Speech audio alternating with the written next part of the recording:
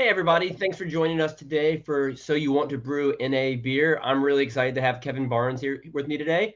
Kevin, would you mind telling everybody a little about who you are and what you do in the beer world? Sure. Yeah. First off, just thank you for having me, Andrew.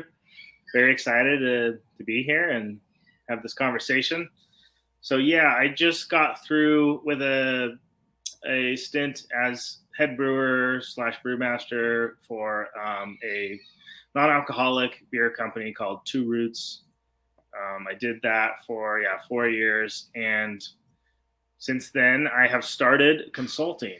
So I'm calling it KJB Consulting. That's my initials. And just helping people who either want to start an NA brewery or have a brewery and maybe want to launch an NA beer or just, need some pointers. So Kevin, that's how did you get into NA beer in the first place? through cannabis, oddly enough. Do So, explain. I'm curious now. yeah, yeah. So while I was working at Green Flash, that was my job before Two Roots.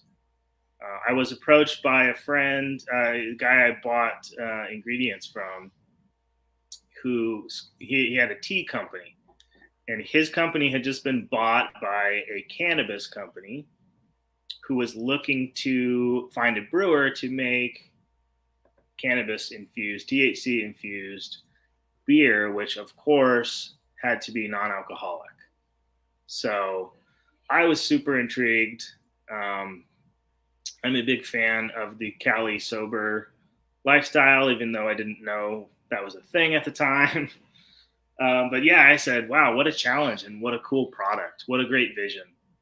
So I decided to learn how to make non-alcoholic beer with the, purpose of putting cannabis in it.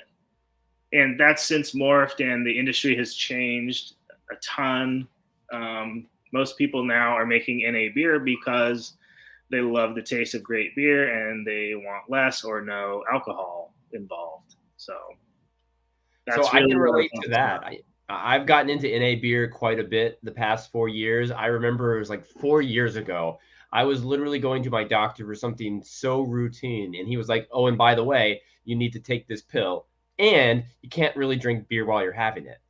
Oh no, like what do Yeah, you do? So about 4 years ago, I started exploring the NA aisle of my local store, and I've been shocked at how much it's improved literally the past 4 years. The quality of NA, as a consumer myself, has been mind blowing to see the changes and improvements, and then just the selection when you go to your local grocery or beer stores. And I think to speak to the importance of this, I have a couple friends who live across the country, and once a month we always try to meet up for a virtual happy hour. We still try to do things like that, and yeah, normally it amounts for us to drinking really high alcohol beers for 3 to 4 hours, and it's a great time.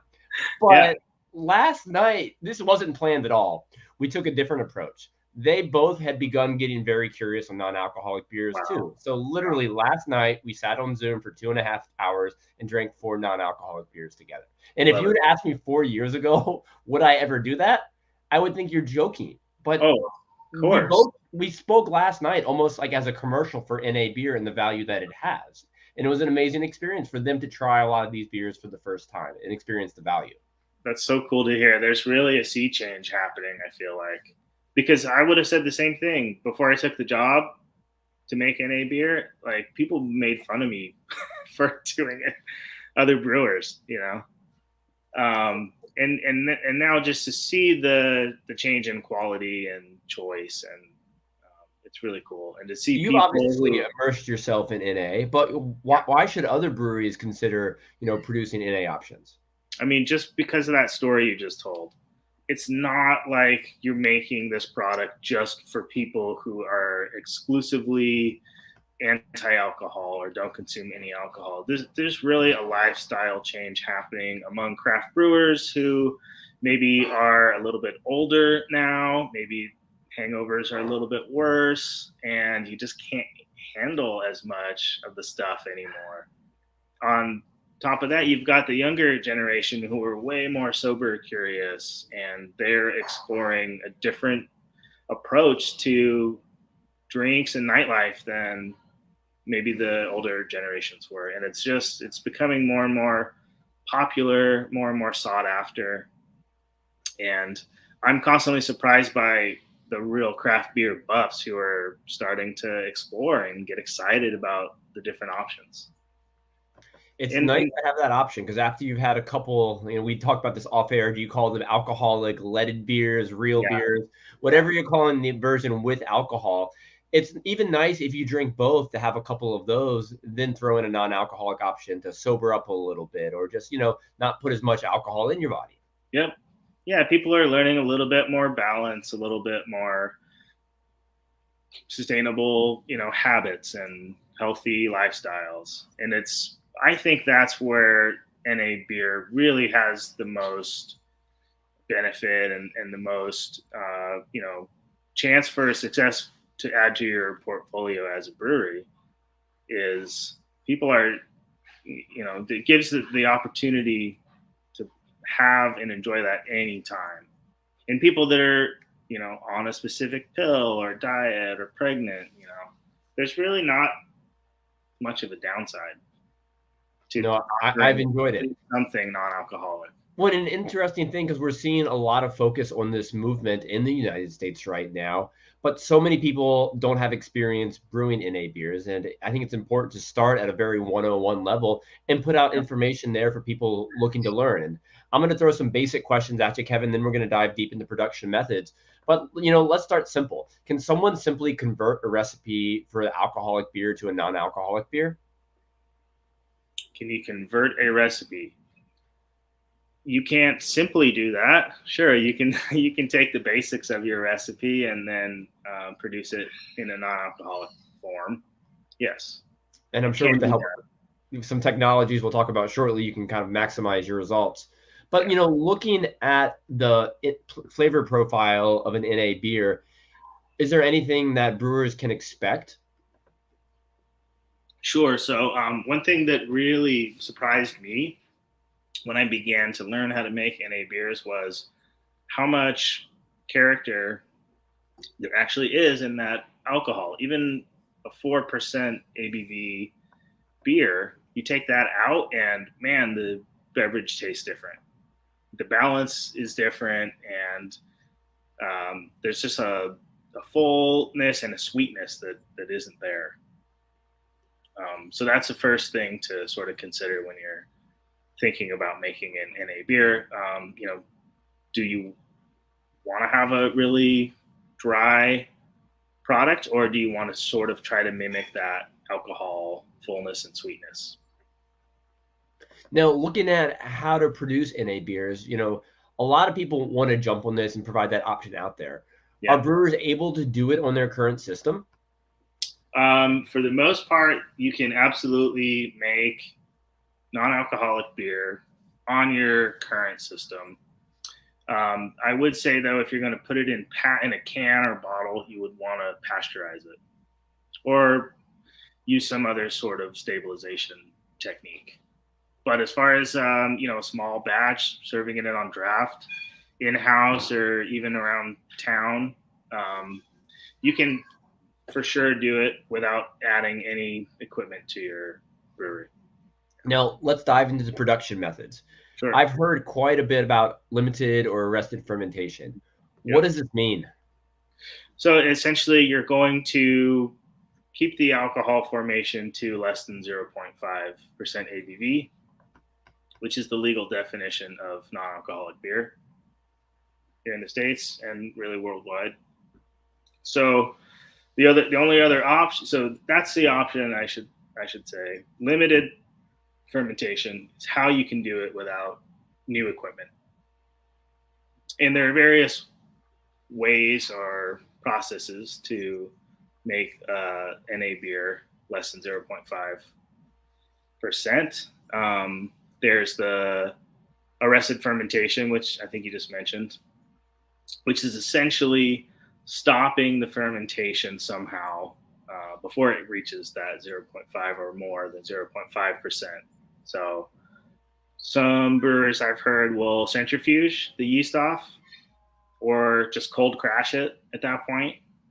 The benefit there is that it allows you to use your normal processes and methods up until that point, and your standard yeast strain even. It does Are get there any tricky. negatives for going that method of arrested Um, fermentation? I would be hesitant about diacetyl or other, off flavors from yeast activity. But I know that it can be done successfully. I haven't experimented with that particular technique myself, but I've heard other brewers have success with it, so it can be done. And looking at other methods of limited fermentation, what else do you see out there? So other methods, and typically they're a combination of some of these techniques and processes, but there's the cold mashing technique, which is essentially you're going to do a long extended mash and contact time with your grist and your strike water. And because it's going to be at room temperature or colder, you're not going to activate any of those enzymes, but you will pull, flavors and proteins mostly out of the grain. So then you end up with a like protein rich. Here, I'm checking my notes here. Can yield it can make a low alcohol fermentation, but because it'll mostly be those proteins, it'll have very little sweetness. So you're already lacking the sweetness from alcohol. You're lacking the typical sugars that are made during the enzymatic mash. So that's a non-enzymatic or cold steep process. And like but you mentioned it offers a combination of these approaches. Yeah, exactly. So you would either need to combine that with arrested fermentation, or you could use a maltose negative yeast strain. So, and what does that mean? What Kevin? those are, and these are becoming what I've seen, and what I seem to see happening is these are becoming really popular, especially for people that maybe aren't sure that they want to invest heavily in non-alcoholic beer, don't want to go big and buy the dealcoholization equipment. These are non-Saccharomyces strains that are capable of converting some of the sugars in the wort, not maltose or maltotriose though, which are those big, closer to dextrin ones, those higher chain sugars. So what you can do is manipulate your wort to be high in maltose, low in sucrose and glucose. So you just ferment a little bit, you get a little bit of yeast action. Some of these strains do a really good job of mimicking typical fermentation. And so you get a less than 0.5% beer, but it ferments for a week or so, typical, fermentation time.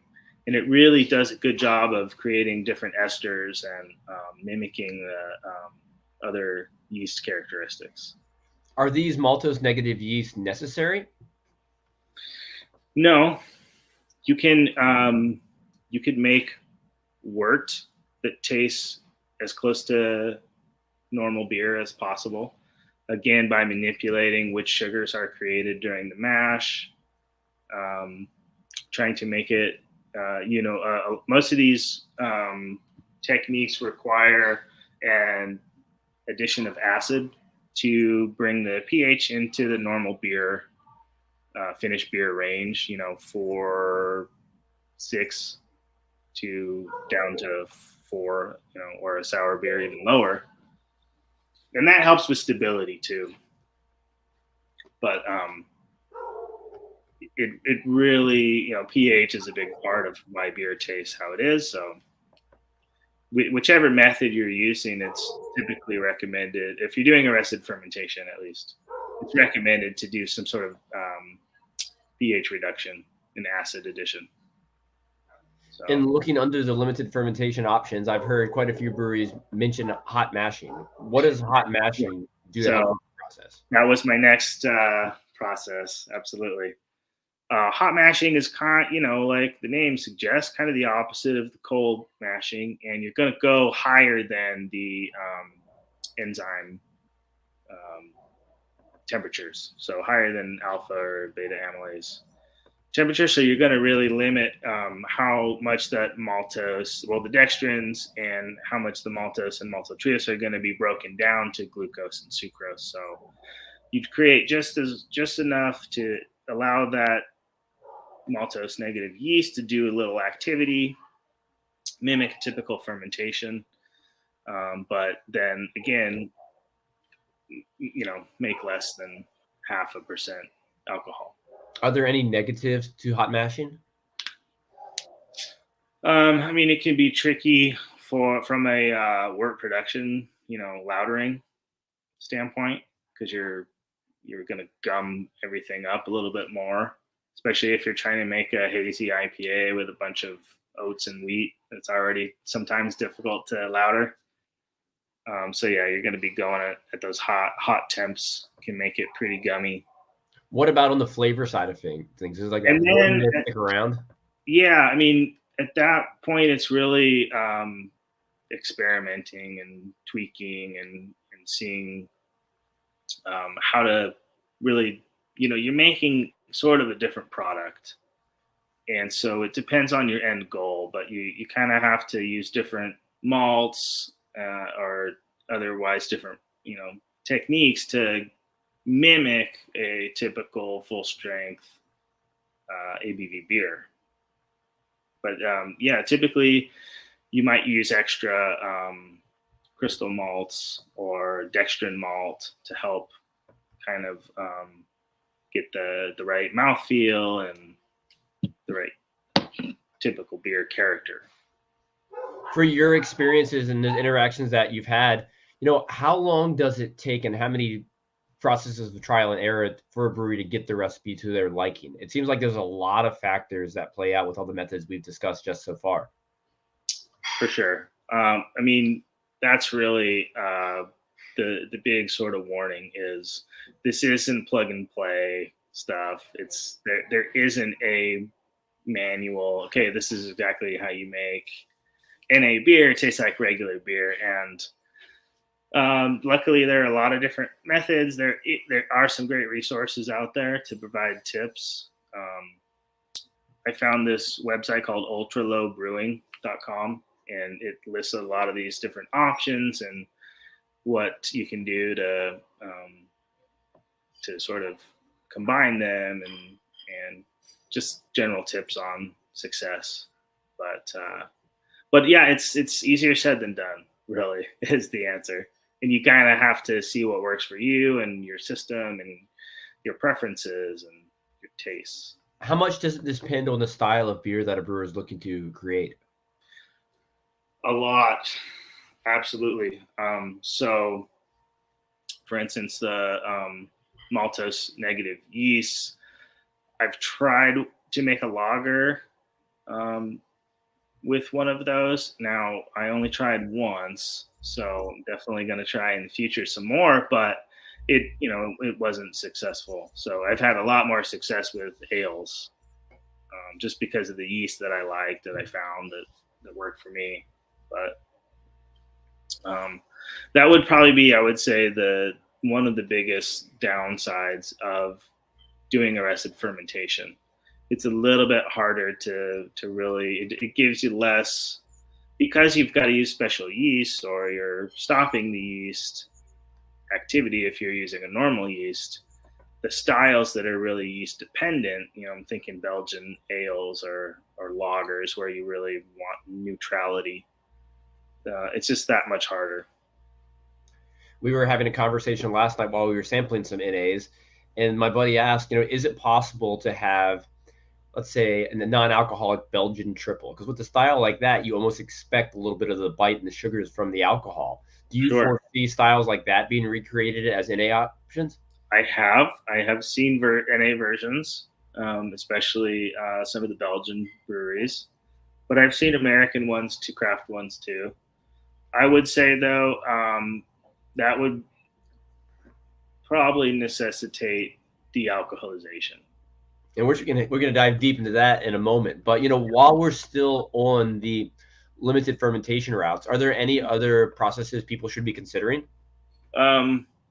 So I talked about zero fermentation. That's pretty dang tricky too, because that's really no yeast character at all, and you're really going to have to manipulate your raw materials and your blending to try to mimic full strength beer. But there is one other, which is just simply low gravity brewing. And a real early craft beer IPA launched this way, and that one's really just pretty much doing your typical brew, but at crazily low, Plato or gravity. So you're going to ferment most of it out, but what you put there was so little that you still end up under the 0.5%. Is there anything unique to the flavor profile when going that route? I mean, I would think you could mimic the other maltose negative style of processes pretty well, other than that would be difficult to leave much residual sugar. So you're probably going to end up with quite a dry beer unless you used way above normal percentage of dextrins or crystal malts or other malts that aren't going to add any fermentable sugars in the first place. Now, I want to transition to dealcoholization. I've learned quite a bit about this over the past few years, just out of pure interest. Yeah. And one thing I have learned is that it can be very, very expensive to do. Absolutely. So tell me a little bit more. I mean, dealcoholization, explain to us outside of the obvious what this is. Yeah. And, the barriers and advantages of going this route. Sure. So, the basics is, you're going to ferment, you're going to create an alcoholic beer, and that allows you to use all of the rest of your equipment as normal, all of your processes as normal. You make the beer exactly how you want it with your typical yeast strains, and then hopefully gently, but some way you're going to remove the alcohol. So, like you said, it can be really cost prohibitive, especially for small breweries. But there are some more affordable options out there, and there's sort of more, all the time. So, but the benefit of that is, like I said, you can really take your product and keep, for the most part, your standard processes, and you make your saison or your barrel-aged sour or your Hefeweizen or your Pilsner, and then just take the alcohol out. How do you feel this style of the process kind of impacts the flavor profile? It depends on the method, but there is something about creating the beer normally and then just stripping it of its alcohol that it does change the character quite a bit, I would say. Inevitably, you can do it as gently as possible. You're still going to take other aromas and flavors out along with the alcohol, especially the real volatile hop aromas and fermentation character esters and alcohols. Obviously, looking at the alcoholization route, what are the types of dealcoholization that people can consider? So the two most popular are going to be distillation, which is typically done under a vacuum so that you're not having to heat the beer up as much, and then membrane filtration. And that's essentially going to push it's a filter that's so tight that only the water and alcohol can go through it, and it concentrates the rest of the beer, and then you separate the alcohol and the water, or you just use other deaerated water to kind of reconstitute the beer at that point. And both of those have other benefits because then you have alcohol. So you can either most of the machines will automatically blend that alcohol with water, deaerated water, and then you can make a seltzer out of it, or you can make some sort of RTD, cocktail or something like that out of it, or they straight up are a vacuum distillation, and you're going to get concentrated alcohol out of it. Now, if you have one of those machines, you're required to have a distilled spirits permit to operate it because you're concentrating alcohol. So at that point, you have the option of making spirits out of it or cocktails. So there are other benefits to the dealc machines than just making NA beer. Do you see that companies who already have that license to distill are distilling before making non-alcoholic, or do you see people get into both at the same time as a result of having the equipment? I mean, I haven't seen evidence that anyone making NA beer is actually taking advantage of that and making spirits, but it is an option. That's really interesting. Yeah. So, looking at all these routes to dealcoholization, there's a lot of other things that brewers should be considering. I mean, I'd love to learn a little bit more about, sanitation, safety, and Sure. like shelf life considerations that are important to someone considering going this route. Definitely. So that's the major difference when you're making products without alcohol. And, brewers are well aware of sanitation importance to your products, being consistent and stable. And it's just that much more important when you're doing something without alcohol. So,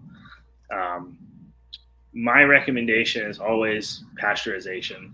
And there are various methods of pasteurization or other stabilizers.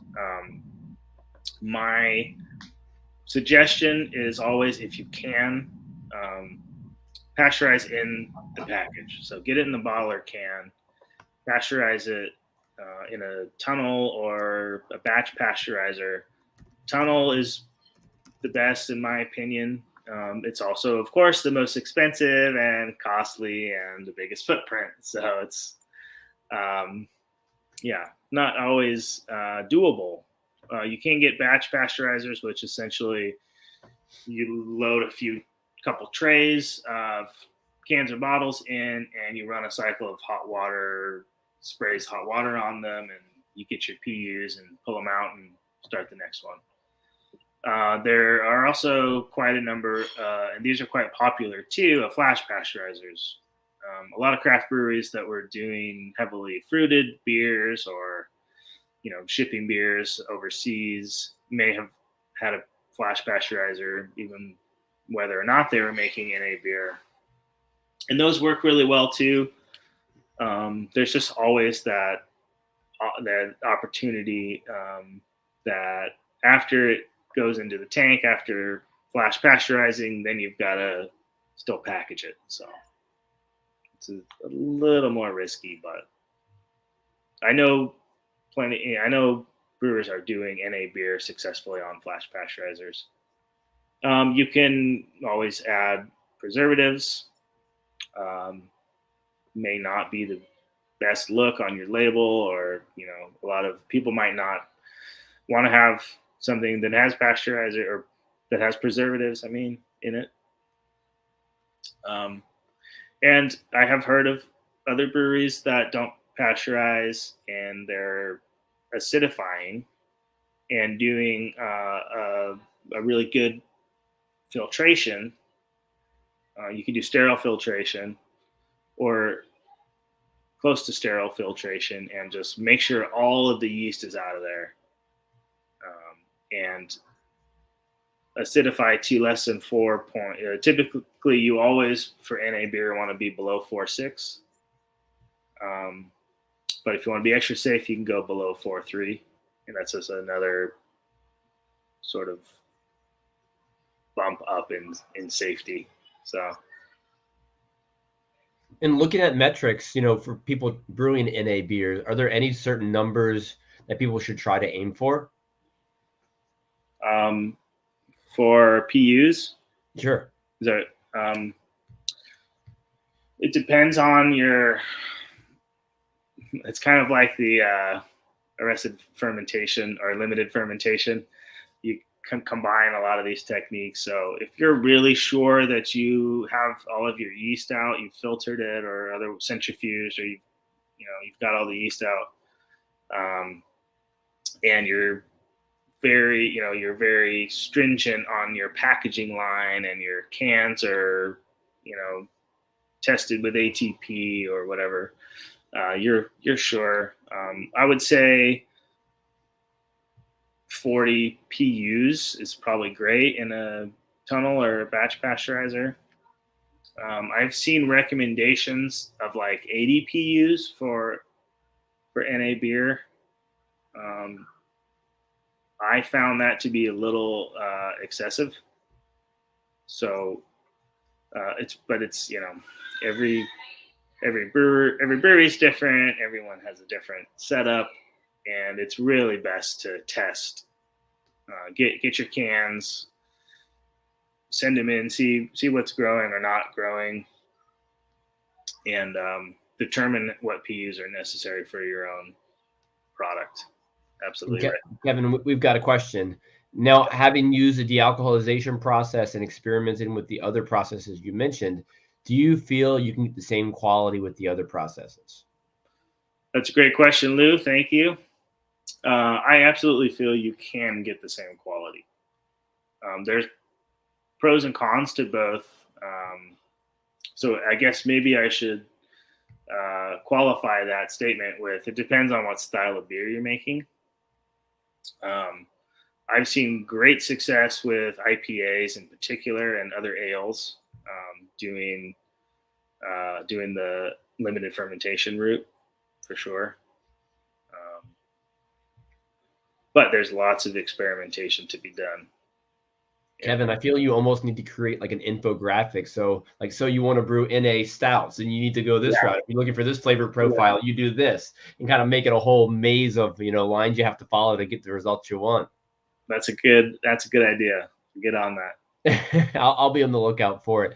If anybody else has any questions, feel free to leave them in the chat. And Kevin, outside of general equipment, parts to the process, is there anything else that can be done on the recipe with regard to ingredients that can, I know a lot of people complain that NAs can often be thin. They can often be warty. Yeah. Are there things you can do outside of the equipment to kind of minimize that or go towards certain results? So as far as the thin comment, now that I've seen a lot of people focusing on that. A lot of the consumers talk about, their favorite NA beers are the really full-bodied ones that mimic that mouthfeel of a standard beer, and that's something I always try to focus on when I'm creating an NA beer, and that's typically leaving more sugars at the end, so higher final gravity. That can get tricky though with the other thing you mentioned, which is the wordy flavors. So, what is wort? It's unfermented malt sugars. So, it's a balancing act, certainly. Interesting. Go ahead. I was going to say another thing that can be tricky is getting the right, dry hop character. You've got a beer that doesn't have alcohol in it, and so it can be a little bit harder to extract the stuff you want into your NA beer. So I've done a lot of experimenting with the different sort of advanced hop products, and that would be sort of one of my recommendations is look at all the different things out there and figure out how to use them uniquely, unique combinations, and just test out all the different options. Kind of reminds me of being a home brewer a long time ago. Just so much trial and error involved to get to the processes and the results you want. Yeah, exactly. No, looking at NA beer as a whole, and there's certain styles you've mentioned today that you've seen more success with. Do you have any recommendations for a brewery if they're getting ready to launch their first NA product of the style that they should aim for that could be, I hate to use the word easiest, Yeah. but quicker to the result they want? I mean, I would recommend going with what you do well already. And then because that may allow you to have kind of the least amount of new things to have to figure out. You at least have a little bit of a baseline that can carry over. So something you're excelling at already, or something that's just really gonna resonate with your customers. Whatever you specialize in. You find the technique that fits that style of beer that you're making already the best to do the NA version of. And for brewers, simply, I mean, people are getting more and more into NA beer, and I think more brewers are definitely diving into it. But if they're looking to start for the, just consumer side of things and try, are there any recommendations you have for them for just simply learning about it from the perspective of drinking? Oh, so what to go out and taste? Oh man, yeah. So my recommendation would be research how the various options out there are made. That way, you can purposely try some that have been, vacuum distilled versus membrane filtered versus the various arrested or limited fermentation techniques, and see which one you like the best, and that can really inform you on how you want to make yours. No, that makes sense. We have another comment/question. pH adjustment for hot mashing process NA beers should be targeted at upper enzymatic activity, 5.8 value. Is that correct?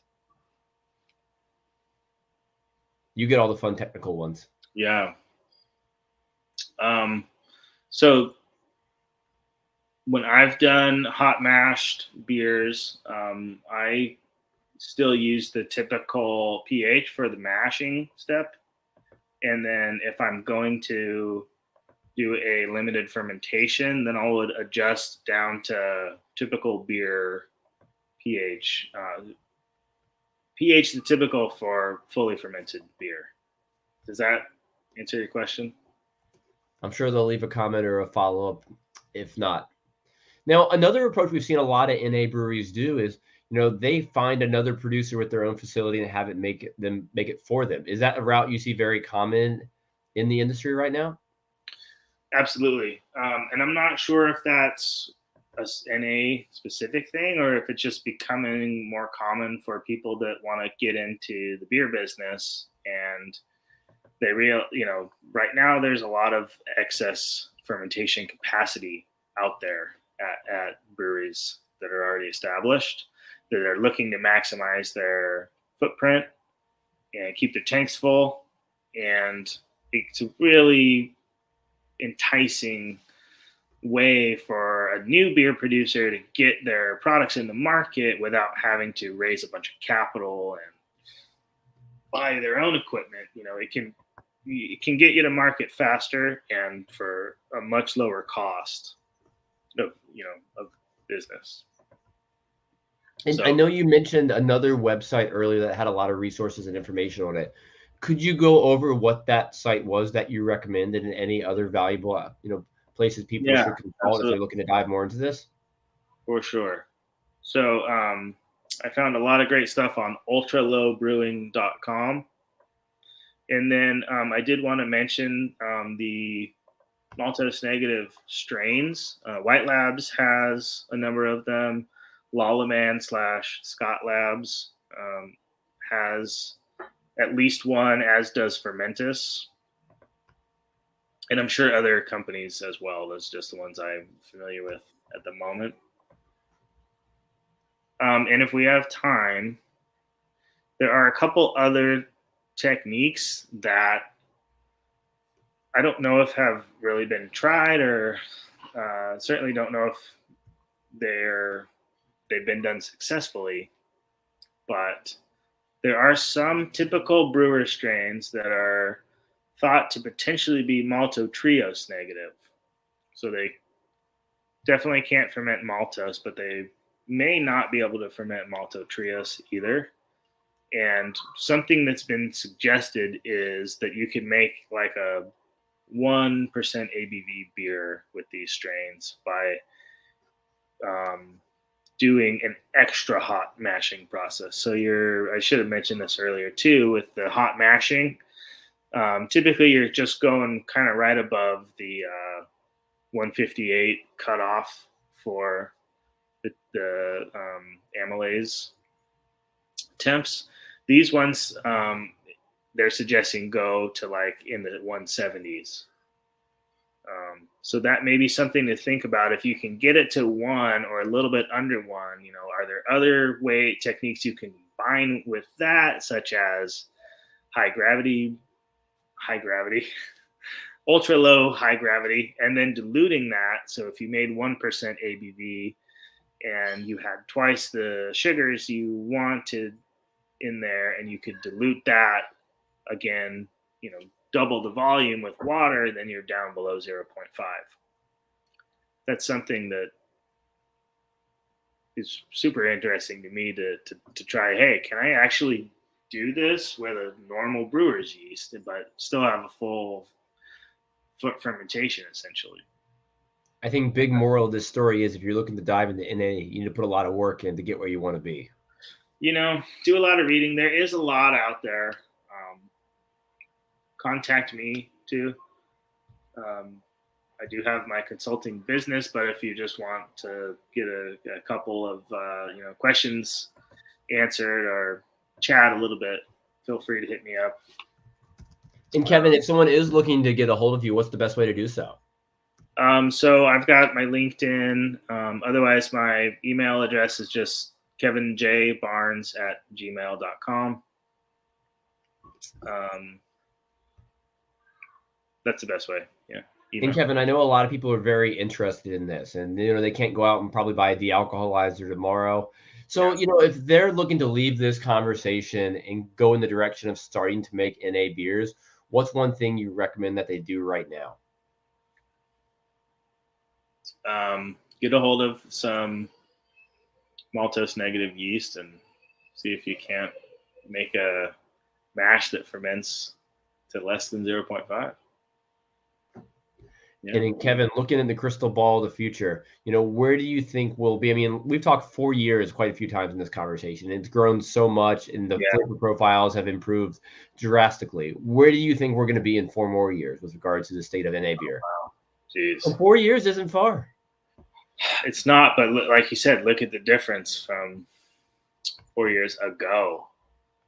I would say most of your bigger regional breweries are going to have at least one NA offering. I mean, you see Deschutes, which has a phenomenal version of Black Butte Porter that's NA. I will second that. It's pretty fantastic. It's great. That is made by a proprietary process by a company. I'm not sure if it's appropriate to name it, but look into it if you want to. And that's a great way to make an amazing NA beer. So, but yeah, I see more of the Deschutes type breweries coming out with at least one. Maybe it's like them, their NA version of their flagship. And I see, it's just becoming more common for your neighborhood brew pub to have one as well. Well, and just like adding lots of other options, whether it's seltzers, sours, more approachable options for everyone is going to get everybody hanging out longer at the local tap room. Well, yeah, I mean, aside from a brewery that's like got a very specific niche that for whatever reason wouldn't include NA, I mean, it just makes sense for every brewery to have as many different options across the spectrum of beers as possible. Well, I'm super excited to see where we go the next 4 years. I'm very excited to see what you do, Kevin, to help facilitate that. Yeah. I appreciate all your time and information today. Is there anything else you'd like to add? Not really. Just, again, thank you for having me. And I very much look forward to the continued, improvement and added variety of options in NA beers, and I really hope low ABV beers become more common as well. It's interesting that so far we've gone from like 4% to 0.5. There's not really much in between, and I think there's a lot of room for that in the future. I'd be very intrigued to see what happens in that segment as well. Yeah, so I'll certainly be hoping to play around in that space. Well, until our next conversation on low ABV beers, Kevin, I Yes, appreciate it today. Thanks for sharing your insight, and see you soon. cheers, and thank you so much. Cheers.